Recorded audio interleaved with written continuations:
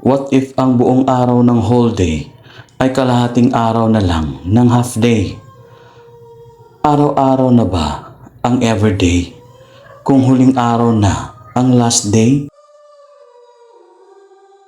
Huwag mo sanang kalimutan na ang unang araw ay first day pa lang. Kaya kung maging new day na ang bagong araw, asahan mong lumang araw na ang all day. Kahit gabi na, at the end of the day, sana hindi masamang araw ang iyong bad day. Baka kasi ang iyong magandang araw ay magiging good day na lang.